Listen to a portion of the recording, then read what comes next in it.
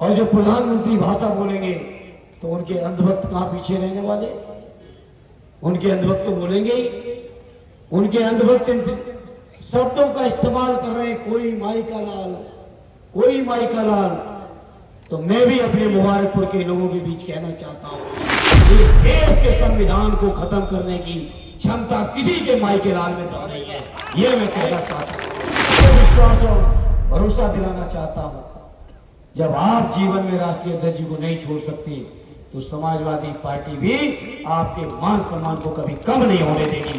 ये मैं अपनी ओर से आपको भरोसा विश्वास दिलाना चाहता हूं। ये चुनाव देश के लोकतंत्र को बचाने का चुनाव है। ये चुनाव देश के संविधान को बचाने का चुनाव है।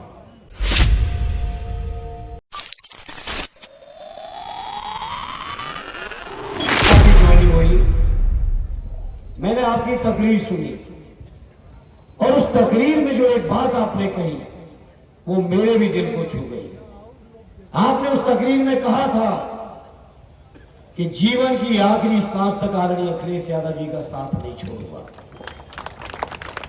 ये बात जो आपने कही तो मैं आदरणीय अखिलेश जी की ओर से, पार्टी की ओर से, उम्मीदवार की तरफ की हैसियत से आपको विश्वास और भरोसा दिलाना चाहता हूं।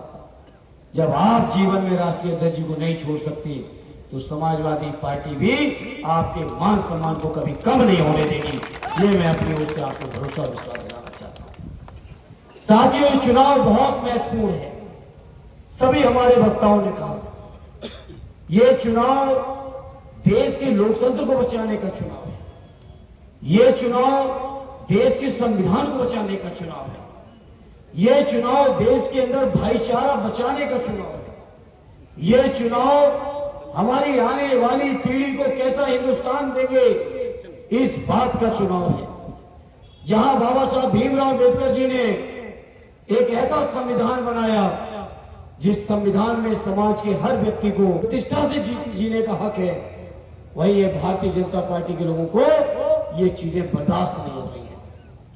और बर्दाश्त इस कदर नहीं हो रही है कि देश के प्रधानमंत्री जी अभी 3 दिन पहले बनारस के गंगा घाट से कुछ कह रहे थे और अगले ही दिन लालगंज आते आते उनकी भाषा बदल गई।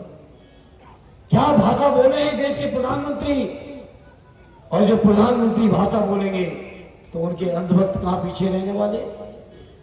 उनके अंधभक्त तो बोलेंगे ही। उनके अंधभक्त शब्दों का इस्तेमाल कर रहे हैं, कोई माई का लाल, कोई माई का लाल। तो मैं भी अपने मुबारकपुर के लोगों के बीच कहना चाहता हूं, इस देश के संविधान को खत्म करने की क्षमता किसी के माई के लाल में तो नहीं है।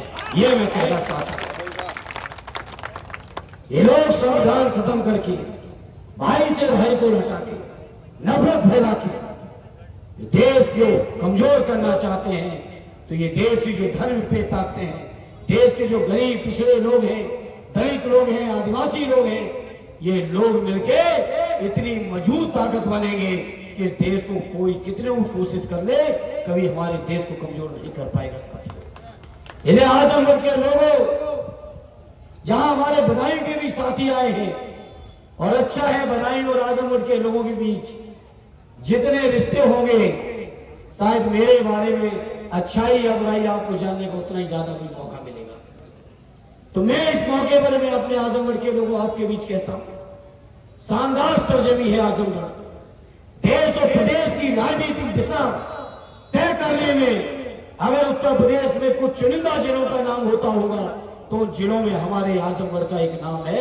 ऐसा शानदार ये जिला है जहां हमारे आज बदायूं के साथी आए हैं, बदायूं से हटने का अफसोस जाहिर भी कर रहे हैं। वहीं मैं इस मौके पर कहना चाहता हूं, ये बदायूं के साथ साथ आजमगढ़ के लोग सदैव नेताजी को कितने प्रिय रहे हैं शायद आपको इस बात का एहसास नहीं है। सदैव नेताजी ने हमेशा कहा कि अगर इटावा मैनपुरी मेरा दिल है तो आजमगढ़ मेरी धड़कन है। और हम और आप सभी जानते हो, बिना धड़कन के दिल का कोई मतलब नहीं होता है। जब ये आजमगढ़ की सरजमी नेताजी की धड़कन है तो इस सरजमी की सेवा में मैं किसी तरह की कोई कमी नहीं आने दूंगा। मैं आजमगढ़ के लोगों आपको यकीन दिलाता हूं। मैं आपको यह भी यकीन दिलाना चाहता हूं, इस क्षेत्र के मान सम्मान स्वाभिमान, इस क्षेत्र के लोगों की विकास तरक्की खुशहाली, इस क्षेत्र का जो राजनीतिक तेवर रहा, उस राजनीतिक तेवर को संसद के अंदर जिंदा रखने में कोई कोताही नहीं आने दूंगा। ये मैं मुबारकपुर के लोगों आपको यकीन दिलाना चाहता हूं।